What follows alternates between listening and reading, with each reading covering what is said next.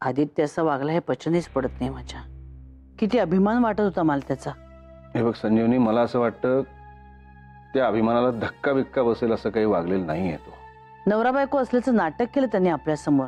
ही साधी गोष्ट वाटते तुम्हाला? त्या नात्याच्या पावित्र्याला, गांभीर्याला काही अर्थ आहे की नाही? हे बघ संजीवनी, राग थोडासा बाजूला सारल्याशिवाय तो तेव्हा नेमका कुठल्या सिच्युएशन मध्ये होता हे कसं समजून घेऊ शकू आपण? तेव्हा तू थोडासा. नाना येऊ मी? अरे डॉक्टर, तुम्ही असे अचानक? नाना काय गंमत करताय? असं अचानक कसा येईन मी? सुनबाई ना, खूप ताप आहे असा फोन आलेला आदित्यचा. काय म्हणजे तुम्हाला काय माहित नाही? हो नाही म्हणजे. बरं मी येतो, काळजी घ्या. हो.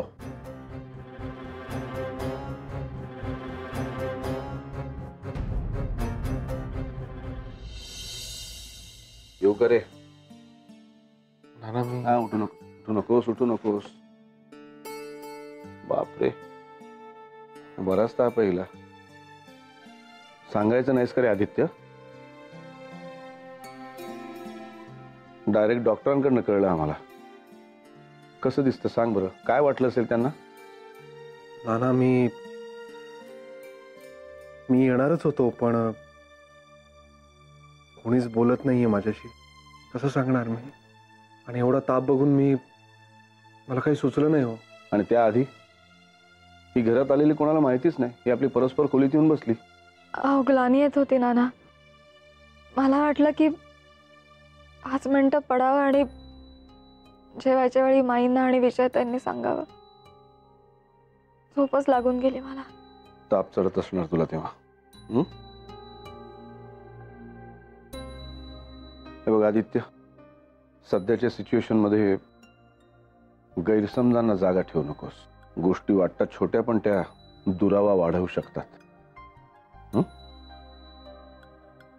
काळजी घे.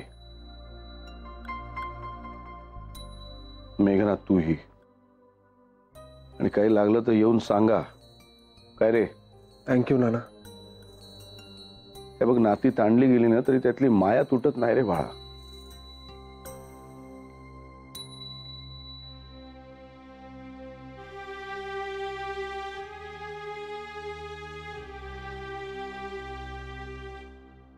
डॉक्टरांकडून आपल्याला समजावं हिच्या तापाचं. इतकी दूर झालो का आपण त्याला आता? असा विचार केला ना तर हे अंतर वाढतच जाईल संजीवनी. तो म्हणाला तो येणार होता, पण सध्या त्याच्याशी कोणी बोलत नाही घरातलं. आणि मुख्य म्हणजे एवढा ताप बघून घाबरून गेला ग तो बिचारा. त्याने डायरेक्ट डॉक्टरांना फोन केला. आणि बरोबर आहे, एवढा ताण आहे सध्या घरामध्ये. तो काय प्रत्येकाला येऊन सांगणार होता तिला ताप आहे? आईला सांगायला नको. नुसतं मला सांगितलं असतं ना तरी पुरलं असतं. आणि तू काय करणार होतीस? जाऊन सेवा करणार होतीस तिची? माझ्या मागोमाग आली सुद्धा नाहीस तिला बघायला. अहो,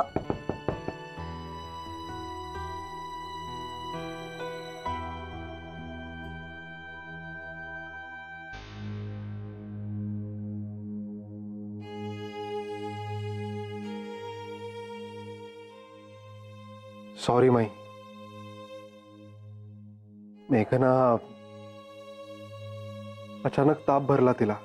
तुम्ही आधीच सुचलं नाही मला पटकन येऊन सांगायचं.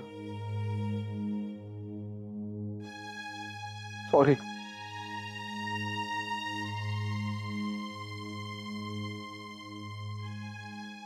संजीवनी, संजीवनी मान्य आहे मुलं चुकली आहे, पण त्यासाठी एवढं कठोर व्हायची काही गरज नाहीये ग.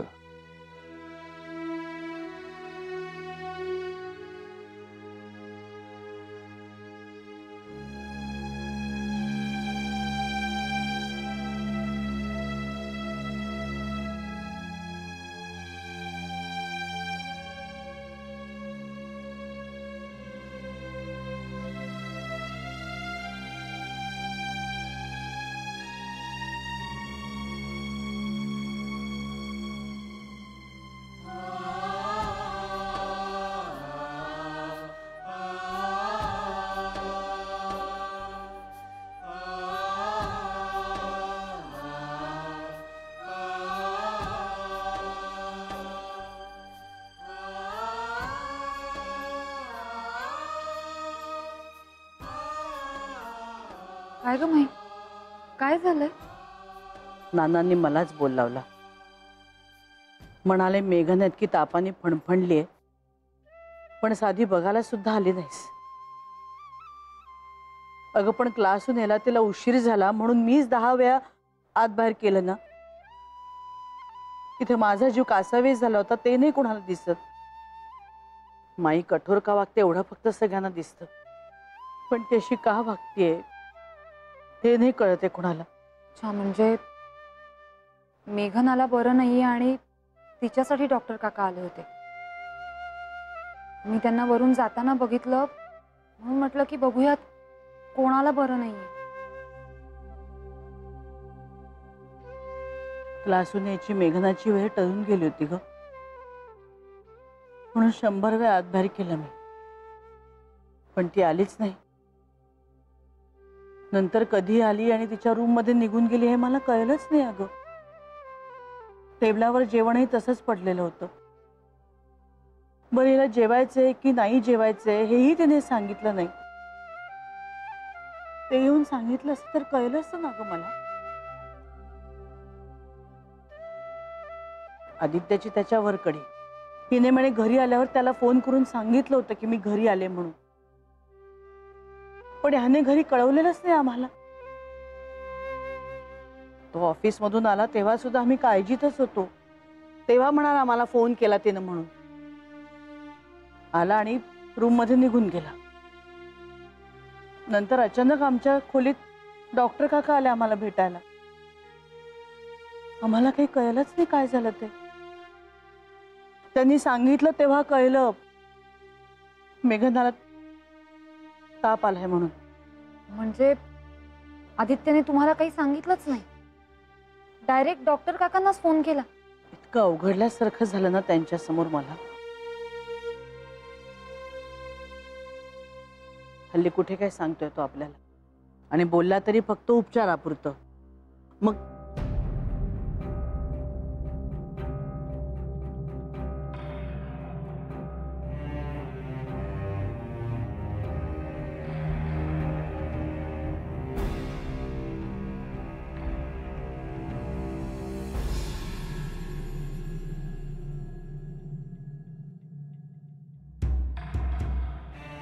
असंच वागणार आहेस का तू आता? म्हणजे आता काय झालं? म्हणजे तुला माहीतच नाही की काय झालंय, की जे तू वागतोयस ते बरोबर आहे असं वाटतंय आता तुला? अर्चू प्लीज, मला काही कळत नाही तू काय बोलतेस. आपण नंतर बोलूया का या विषयावर? मेघनाला गोळ्या द्यायच्यात, काहीतरी खाल्लं पाहिजे ना. हे झालं की मग आपण बोलूया. बरोबर आहे रे, तुझ्याशी बोलायला आता 2 मिनिटं सुद्धा नाहीयेत ना तुझ्याकडे. आम्ही कोण आहोत तुझे? अर्चू अगं,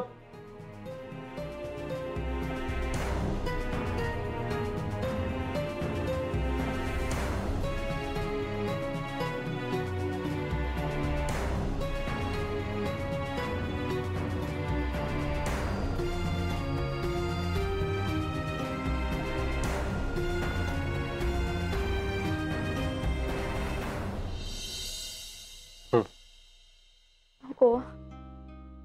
अरे थोडं आणखी घे, औषधांसाठी जरा खायला हवं. तेवढं खाल्लं ना रे आदित्य, बस आणखी नाही जाणार मला, खरंच. ओके, मग आता गोळ्या घ्यायच्या आणि मस्त झोपून जायचं.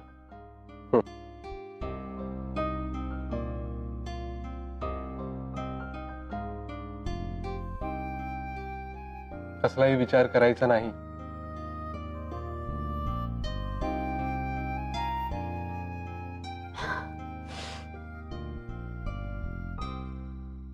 तू आहेस ना माझ्यासोबत, आणि घरचे सुद्धा. आज नाही येत, पण एक ना एक दिवस. चल आता झोपून जा. तू कुठे चाललास? अर्जुला भेटून येतो, तिला काहीतरी बोलायचं होतं माझ्याशी. त्या निदान बोलतात तरी तुझ्याशी, कितीही रागावल्या असल्या तरी. तू झोप आता.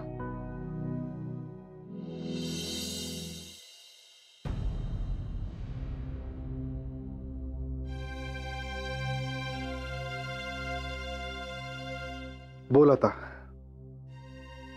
मला नाही काही बोलायचं. का? मगाशी तर मला श्वास पण घेऊ देत नव्हतेस. खूप महत्वाचं काहीतरी बोलायचं होतं ना तुला. पण तुला कुठे वेळ होता? असं काय करतेस यार अर्शू? बघितलंस ना मी काय करत होतो ते. मेघनाला खूप ताप आलाय. तू सांग मला, तिला जेवण औषध द्यायला नको? तेच तर म्हणतोय ना आम्ही. आपल्या घरात जर कोणी आजारी असेल तर आपण सगळे मिळून त्याचं करतो. हा, अलीकडे तुला आमच्याशी कुठल्या गोष्टी शेअरच करायच्या नसतात. मेघनाला ताप आलाय हे तू नानामाईंना सुद्धा सांगितलं नाहीस. परस्पर डॉक्टरांना फोन केलास. डॉक्टर काकांकडून त्यांना कळलं. आदित्य, तुला प्रमोशन मिळालं ना, हे तू मलाही सांगितलं नाहीस, नानामाईंनाही सांगितलं नाहीस. इतरांकडून कळतं रे आम्हाला. मी गोंधळलोय यार अर्शू. मी मुद्दाम करतोय असं वाटतंय का तुला? एकतर आधीच सगळे एवढे रागावलेत माझ्यावर. रागवणारच ना. तुला काय वाटतंय, तुम्ही ज्या पद्धतीने वागलात ते कळल्यावर घरातले तुमच्यावर चिडणार नाहीत?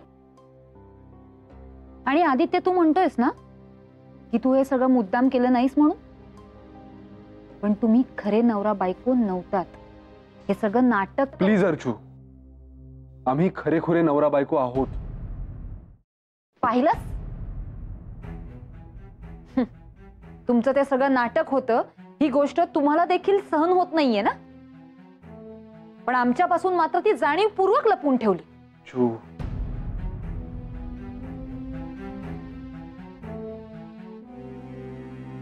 अक्षरशः रोज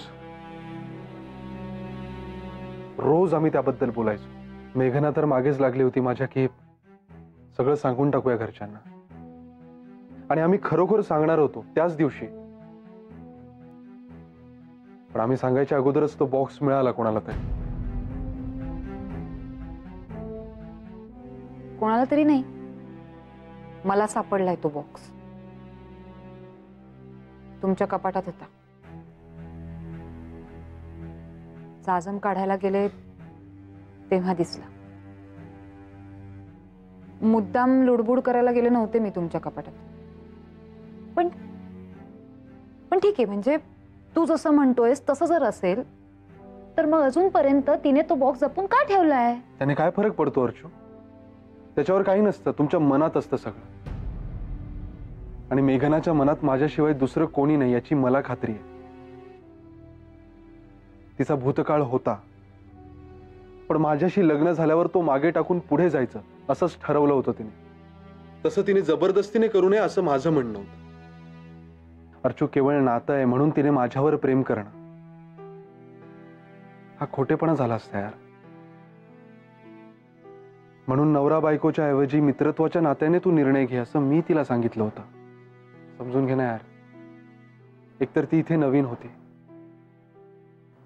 त्यात हा सगळा तिढा. आणि या सगळ्यात घरच्यांची सगळं शेअर करणं खूप अवघड होतं आम्हाला. पण आदित्य, एक गोष्ट तुझ्या लक्षात येते का? या सगळ्या प्रकारामुळे तू आम्हाला दुरावलास.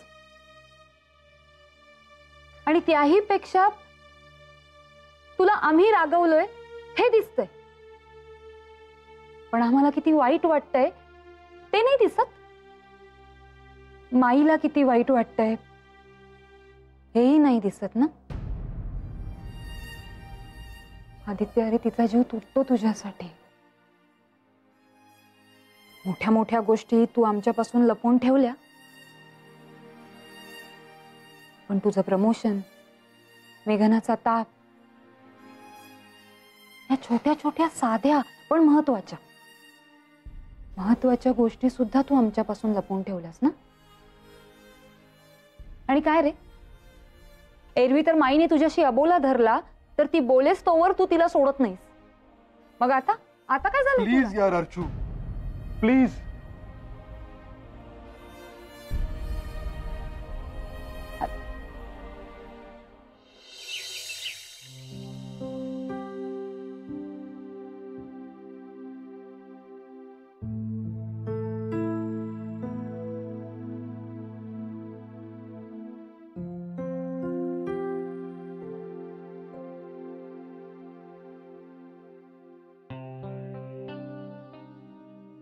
अरे उठलीस तू? हो, जाग आली आणि ताप पण उतरला आता. ग्रेट. मी चहा आणतो. अरे नाही, थांब, मी आणते चहा. ताप उतरला ना आता. ताप उतरलाय पण वेडास का आदित्य? अरे कोणी खात नाहीये मला. ही सगळी माझी माणसं आहेत, प्रेमाची. छान.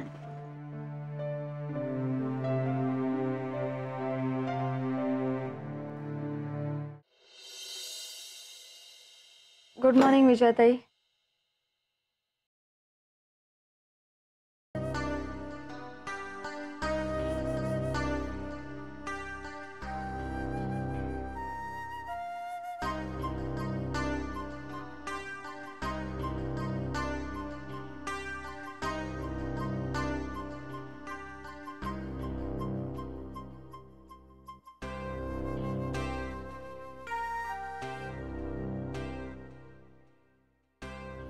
कोरा चहा करून ठेवला गॅसवर.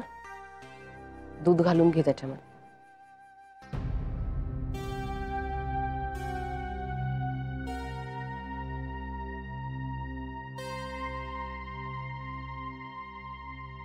हा, अरे काय पाऊस आहे. काय गमत आहे बघ. जेव्हा नसतो तेव्हा आपल्याला हवा असतो, आणि जेव्हा असा हा मी आलो असं म्हणायला लागला की लगेच नकोसा होतो. काय वृत्ती असते ना माणसाची. अरे हो, मेघनाचा ताप कसा आहे?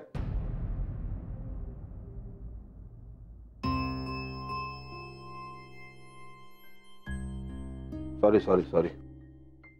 हे तुला माहित नसणार ना. तू काय गेली नसशील बघायला. छान, उत्तम, मस्त. हो तर छानच आहे, अगदी मस्त, उत्तम. ताप आला म्हटल्यावर धावत धावत आलाच की नाही लगेच आपल्याला सांगायला. संजीवनी, काही गरज नाही हो त्याला आता आपली. त्याचा तो समर्थ आहे सगळं करायला. परस्पर फोन करून बोलवून घेतलंस ना डॉक्टरांना. माई बघायला आली काय, नाही आली काय, बोलली काय, नाही बोलली काय, काहीही फरक पडत नाहीये त्याला. माझे आई, फरक पडत नसता तर येऊन सॉरी म्हटलं असतं का त्यांनी? ताप आल्याचं आपल्याला सांगितलं नाही याबद्दल येऊन सॉरी म्हटलं ना त्यांनी. एक सॉरी म्हटलं की झालं का सगळं? 2 दिवस झाले बोलत नाही मी त्याच्याशी, पण आला का त्याच्यासाठी? याच्या आधी कधी अबोला धरला त्याच्याशी की सारखा माझ्या मागे मागे असायचा. म्हणायचा माई एक वेळ रागव माझ्यावर, पण अबोला नको ग धरूस, कट्टी नको करूस. मी बोलेपर्यंत, हसेपर्यंत माझा जीव भंडावून सोडायचा हो. आता मात्र त्यांना दोघांपुढे कुणाचीच पर्वा नाहीये. तसं नाहीये ग संजीवनी. तू सध्या त्याच्याशी बोलत नाहीस म्हणून तुझी त्याच्यावरची मायाच संपली असा अर्थ होतो का? नाही ना. तसंच सध्या तो तिला सांभाळून घेतोय याचा अर्थ त्याला आपली पर्वाच नाही असा होत नाही ग. त्यावेळी कसं उदासवाणा झाला ना की माई माई म्हणत माझ्या मांडीवर निजायचा हो. तेव्हा कळायचं नाही हो मला तो असं का वागतोय. पण आता आपल्याला कळलंय ना कारण काय ते. कदाचित त्याला भीती वाटत असेल हो तेव्हा. ही मुलगी त्याला सोडून त्या मुलाकडे निघून गेली म्हणजे.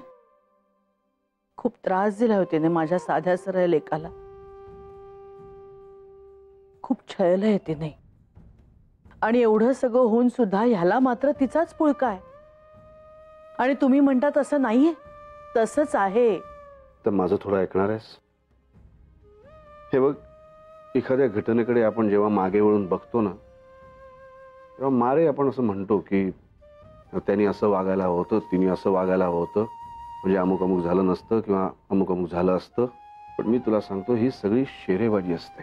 ती घटना जेव्हा प्रत्यक्ष घडते ना तेव्हा त्यातल्या माणसांना बसणारे चटके, त्यांच्या भावनांचे उद्रेक, त्यांना वाटणारी भीती, काळजी, त्यांचा उडणारा गोंधळ, या सगळ्या गोष्टी आपण इमॅजिनच करत नाही.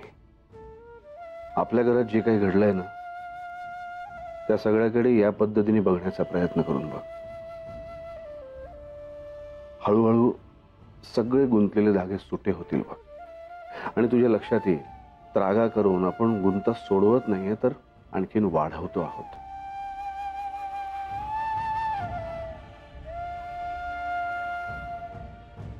माई बोल ना ग माझ्याशी. असं नाही करे म्हणणार तू बाळा? खरंच तुला परवा नाहीये?